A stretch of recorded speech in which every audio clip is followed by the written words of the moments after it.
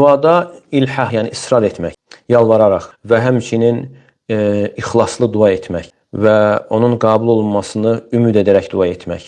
Peyğəmbər sallallahu aleyhi və səlləm buyurur ki, İdə salleytum aləl-meyyiti fəəxlisu ləhud-dua.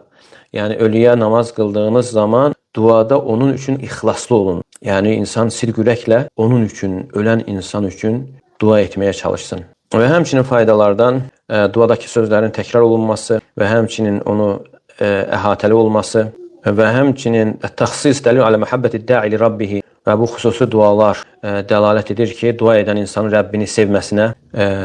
Liənnəl insan idə əhəbbə əhədən əhəbbə tulə münəcətihi. Çünki insan bir kəsi sevdiyi zaman onunla çox danışmaq istəyir. Və hə dəlil alə şiddəti iftiqar abdli xaliqi. Yəni, insanın da israrla Rəbbinə yalvarması, davamlı şəkildə istəməsi xaliqinə olan şiddətli ehtiyaca dəlalət edir. Və həmçinin faydalardan həthəl İslam aləd-dua lil-əhya vəl-əmvat. İslam həm dirilər və həmçinin də ölülər üçün dua etməyə həvəsləndirmişdir. Liənnəl kullə muftəqirun ilallah. Çünki hər kəsin Allaha ehtiyacı vardır. Kim bu dua ilə cənazə namazında və yaxud da başqa yerdə dua edərsə, yəni müsəlmanların hər birinə görə ona savab yazılır. Necə ki, bu hədisi götürdük. Və həmçinin faydalardan İbn Teymiyyə rahimehullah deyir ki, Peyğəmbər sallallahu aleyhi və səlləm duasında belə deyərdi: Allahumma mən əhyəytəhu minnə fəəhyihi aləl-İslam. Allahım, bizdən kimi yaşadırsansa İslam üzərində yaşat. Və mən təvəffəytəhu minnə fətəvəffə aləl-iman. Və bizdən kimin canını alırsansa onun canını iman üzrə al. Çünki əməllər əzalarla olur və insan bunu həyatda ikən bacarır. Amma ölüm zamanında isə insanın yalnız qəlbi ilə təsdiq etməsi qalır. Və buradan da təhqiqatçı alimlər deyir ki, kullu müminin muslim, hər bir mömin müsəlmandır. Çünki kim imanını gerçəkləşdirərsə, qəlbində möhkəm yer tutarsa, o insan İslamın əməllərini yerinə yetirər. Və İbn Hüseymən rahimehullah deyir ki, bu dua, yəni bu ümumi bir duadır.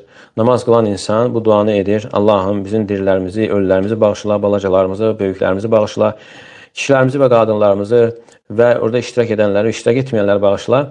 Və hədəl cümlə tuğni anhə cümlə vahidə. Yəni, bu cümlələrin yerini bir cümlə əhatə edir.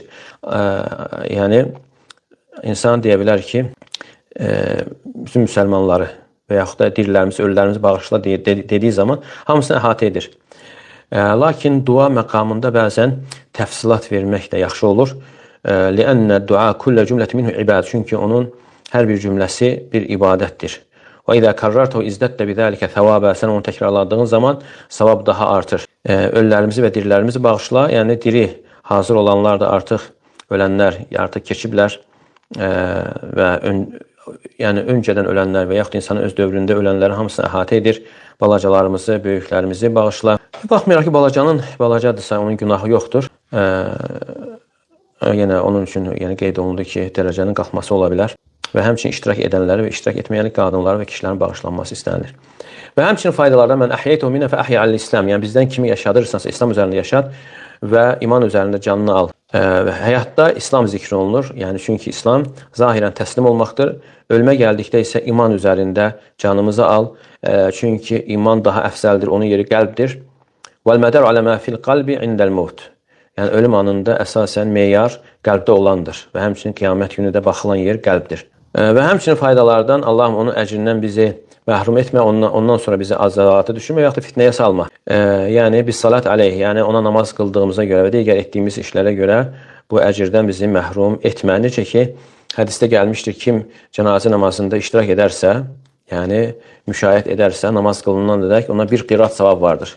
Və kim orada iştirak edərsə və dəfn olunana dək, ona 2 qirat savab vardır. Soruşurlar ki, qirat nədir? Və deyir ki, 2 əzəmətli dağ deməkdir. Və həmçinin burada başqa bir əcir də vardır.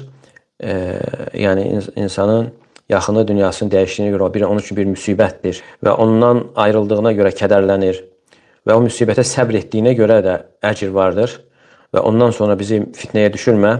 Çünki diri insan onun fitnəyə düşməməsi garantili deyildir. Yəni, insan buna əmin deyildir. Nə qədər ki, insanın ruhu bədənindədir, kimsə fitnədən əmin deyil. Yəni, hər an dinində fitnəyə məruz qala bilir. Allah qorusun və buna görə dua olunur ki, ondan sonra bizi fitnəyə düşürmə. Və ona görə insan bu duanı etməli Peyğəmbər sallallahu aleyhi və səlləmi nümunə götürərək.